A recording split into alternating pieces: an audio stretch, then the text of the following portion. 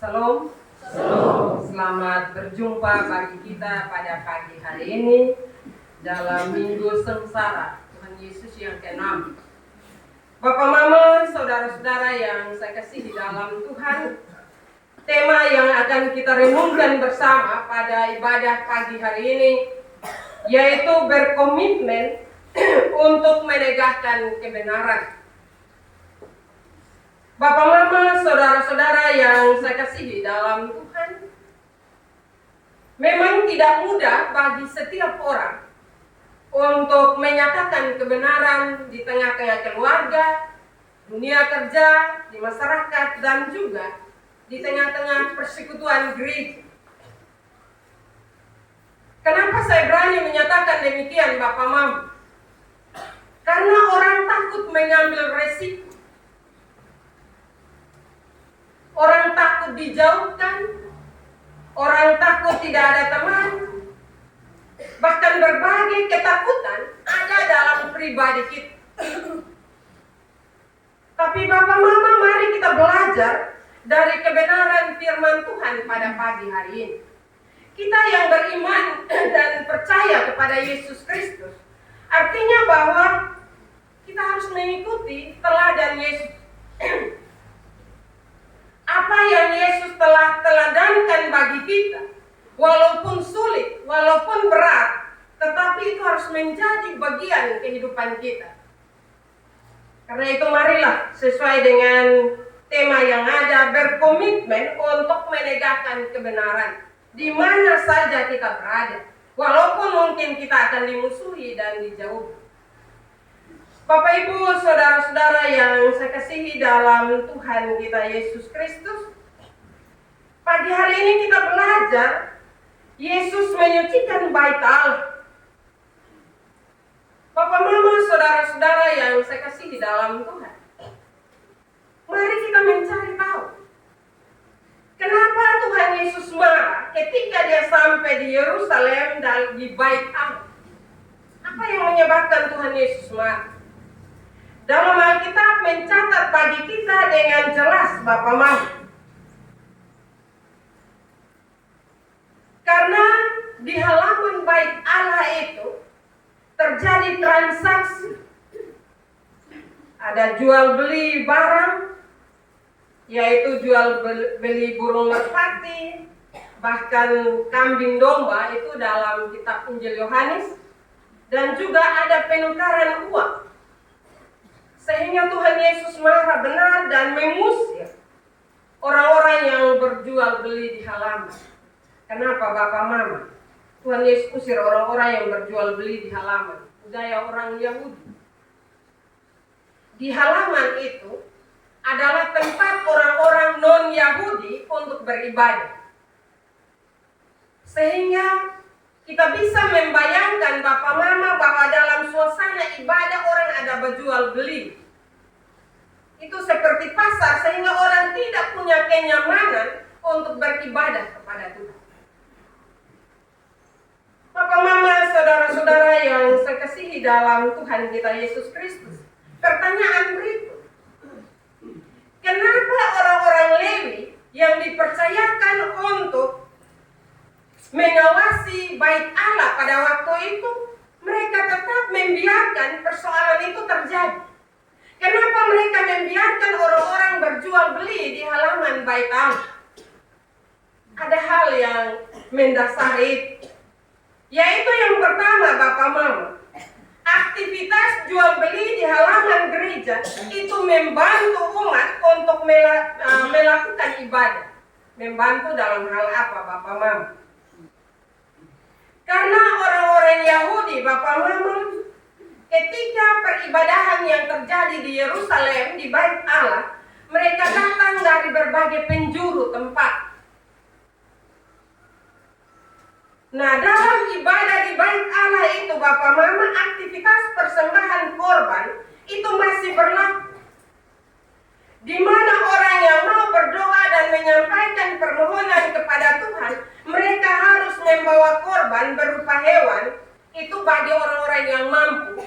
Berupa kambing, domba, itu bagi orang-orang yang mampu. Sementara bagi orang-orang yang tidak mampu itu bawa burung merpati. Nah, karena itu Bapak Mama mereka datang dari berbagai tempat. Soalnya mungkin orang-orang datang dari Kupang, Bapak Mama, dong tarik bawa domba, tarik bawa kambing. Karena itu Bapak Mama, hal itu dilihat oleh para imam, oleh orang-orang Lewi, dan juga para pedagang. Itu sebuah kesempatan yang indah. Karena itu mereka membawa kambing, domba, burung merpati di halaman gereja, supaya di halaman bait Allah pada waktu itu, sehingga orang-orang yang datang dari jauh itu mereka tidak bawa binatang. Sampai di halaman gereja baru mereka membeli binatang itu. Tetapi juga ada alasan lain Bapak Mama. Ketika mereka datang dari jauh, mereka bawa binatang, mesti diseleksi lagi oleh orang-orang Lewi. Kalau menurut mereka binatang itu belum pas, maka mereka itu akan didis, sehingga mereka harus membeli. Nah, karena itu Bapak Mama, saudara-saudara yang saya kasihi dalam Tuhan kita Yesus Kristus, untuk menghemat itu maka mereka akan membeli di halaman gereja. Nah, hal ini Bapak Mama dimanfaatkan oleh kaum Lewi dan para pedagang untuk meraup keuntungan yang besar dari hal itu. Karena sekali lagi orang masuk bait Allah menyampaikan permohonan itu dia harus bawa korban persembahan. Bapak Mama, saudara-saudara yang dikasihi Tuhan, demikian juga uang. Orang membawa uang, orang bawa untuk persembahan itu harus uang suci. Dan uang suci itu dipersiapkan oleh orang-orang Lewi dan juga para pedagang. Dan mereka harus menukar uang itu. Dan nilai uang mereka tentu tidak sama dengan nilai uang yang ada di halaman bait Allah itu. Disitulah Bapak Mama, saudara-saudara, mulai terjadi perdagangan jual beli, tukar menukar, yang menurut Yesus itu menyusahkan banyak orang. Sehingga Bapak Mama, sekali lagi ketika Yesus ada di halaman itu, Yesus menjungkir balikan meja-meja penjual pada waktu itu. Bapak Mama, saudara-saudara yang saya kasihi dalam Tuhan, walaupun di satu sisi itu menguntungkan, tetapi Yesus temukan dalam pengamatannya, yaitu motivasi yang ada dalam diri mereka yang menawarkan jasa itu adalah untuk kepentingan diri. Lebih banyak mereka memanfaatkan kesempatan itu untuk meraih banyak keuntungan. Mereka mencari keuntungan besar ketika orang-orang datang beribadah di bait Allah itu. Bapak Mama, saudara-saudara yang saya kasihi dalam Tuhan, karena itu Yesus bertindak. Yesus membersihkan praktek-praktek menggunakan kesempatan itu untuk meraih keuntungan. Bapak Mama, saudara-saudara yang saya kasihi dalam Tuhan, apa yang dilakukan oleh Yesus dan juga dialami oleh orang-orang Lewi dan para pedagang, sadar atau tidak, itu juga kadang ada dalam kehidupan kita. Baik itu dalam lingkungan gereja dan juga lingkungan bermasyarakat dan sebagainya. Karena itu pelajaran berharga yang Yesus ajarkan bagi kita. Yesus mau agar benar-benar bait Allah atau rumah Tuhan itu dimanfaatkan secara baik. Kita tidak datang dengan motivasi yang salah, tetapi kita datang dengan motivasi yang benar. Sehingga Yesus melawan, Yesus menegur dengan keras. Bapak Mama, saudara-saudara yang dikasihi dalam Tuhan, apa akibat dari yang dilakukan oleh Yesus? Yesus dibenci. Mereka punya berbagai rencana untuk bagaimana melenyapkan Yesus. Karena itu Bapak Mama, untuk menyatakan kebenaran sekali lagi tidak mudah. Tetapi bukan berarti tidak boleh kita melakukan kebenaran itu. Dan kita menutupi ketidakadilan dan juga berbagai hal yang tidak sesuai dengan kehendak Tuhan. Belajar dari kebenaran firman ini. Tuhan Yesus mau mengajar kepada kita semua.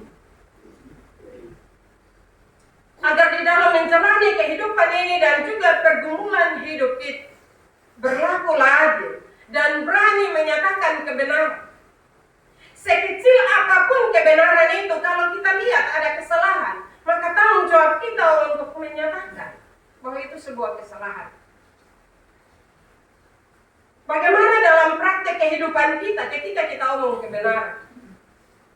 Kadang kita dimarahi, kita ditolak, kita tidak disenangi, dan seterusnya. Akhirnya kita mencari nyaman sendiri. Hal yang sebenarnya kita tahu bahwa tidak benar, tetapi kita tidak mau membuka mulut. Kita bilang cari hal.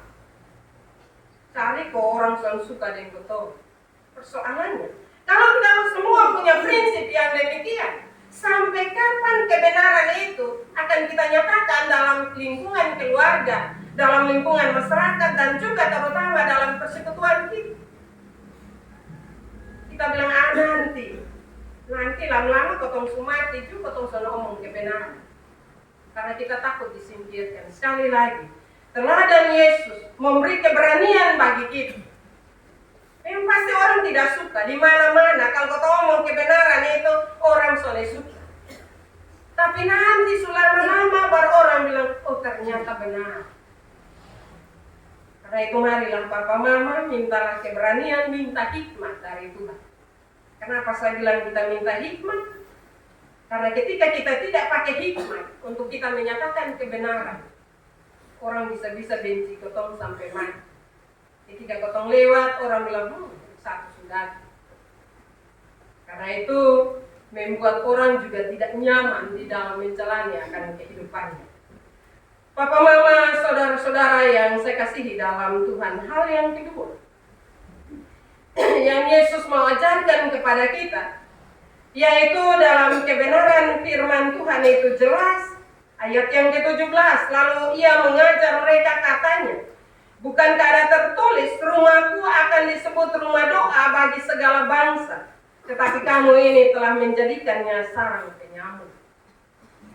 Papa Mama, saudara-saudara yang saya kasihi dalam Tuhan, ketika kita datang beribadah, kita butuh kenyamanan, kita butuh ketenangan. Kenapa Bapak Mama? Karena kita mau berjumpa dengan Tuhan. Karena itu ketika kita ada dalam rumah Tuhan, marilah kita membuat diri kita nyaman. Kadang orang datang gereja tidak nyaman.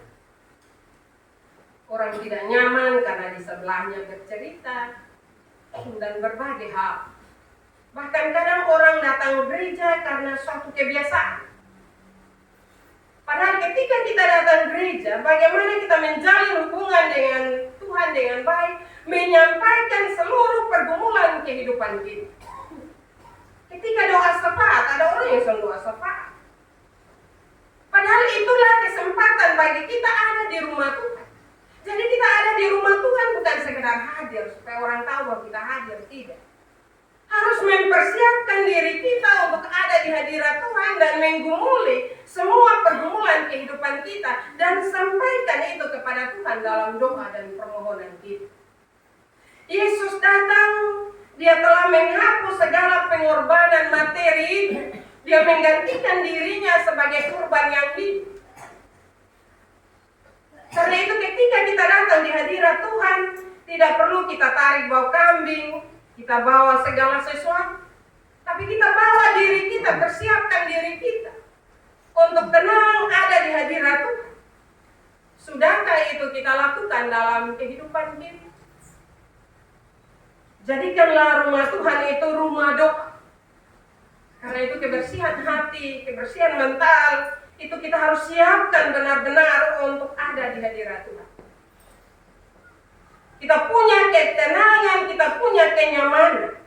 Karena itu memang tidak heran kalau di dalam gereja ada ribut sedikit, semua orang suka angkat muka dan lihat. Tetapi marilah Bapak Mama, kebenaran firman Tuhan ini mau mengingatkan kita, memberi pelajaran berharga bagi kita. Tenangkan hati kita, tenangkan pikiran kita. Mungkin ada sesuatu yang kurang beres di sekitar kita, buatlah diri senyaman mungkin sehingga kita tidak mudah dipengaruhi. agar benar-benar kehadiran kita adalah kehadiran yang memuliakan Tuhan dalam berbagai sikap dan kondisi kehidupan kita. Jangan mau dipengaruhi oleh berbagai hal yang tidak sesuai dengan kehendak Tuhan, sehingga benar-benar gereja itu menjadi rumah doa bagi kita. Karena itu Bapak Mama, ketika mungkin ada pergumulan berat yang ada dalam hidup kita, yang kita merasa bahwa di rumah tidak nyaman, datanglah di gereja. Datanglah dan berdoa kepada Tuhan dalam kekusukan kita, menyampaikan atau menumpahkan segala isi hati kita kepadanya.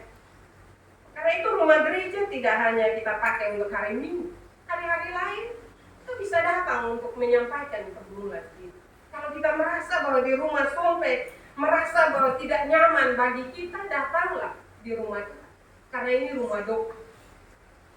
Papa, Mama, saudara-saudara yang saya kasihi dalam Tuhan kita Yesus Kristus, karena itu marilah apa yang Tuhan ajarkan bagi kita, yang Tuhan teladankan bagi kita, mari kita teruskan dalam kehidupan keseharian kita. Pasti ada satu pertanyaan bagi kita, bagaimana kita datang dengan membawa persembahan, bawa lelang. Papa, Mama, saudara-saudara yang saya kasihi dalam Tuhan, ketika kita bawa lelang, itu bukan untuk kepentingan pribadi. Kita bawa untuk mendukung pelayanan dalam persekutuan kita. Karena itu tidak salah bagi kita. Waktu itu Tuhan Yesus menegur orang-orang Lewi dan juga para pedagang karena mereka pakai kesempatan cari untung besar. Saya percaya bahwa setiap aktivitas dalam persekutuan kita tidak mencari keuntungan besar untuk kehidupan pribadi kita. Kita membawa semua itu untuk mendukung pelayanan dalam persekutuan kita. Karena itu marilah semua yang kita bawa, bawalah dengan hati, dengan penuh ucapan syukur. Karena Tuhan berkorban bagi kita, Tuhan mau supaya menghapus segala sesuatu yang tidak berkenan dalam kehidupan kita, sehingga semua yang kita bawa itu memuliakan nama Tuhan. Marilah kita merenungkan kebenaran firman Tuhan ini, dan kita kembali bertanya pada diri kita masing-masing. Sudahkah kita menjadikan rumah Tuhan itu sebagai rumah doa? Dan apakah semua yang kita bawa itu memuliakan nama Tuhan? Jawabannya saya kembalikan pada pribadi kita masing-masing. Firman Tuhan memberkati kita pada pagi hari ini. Amin.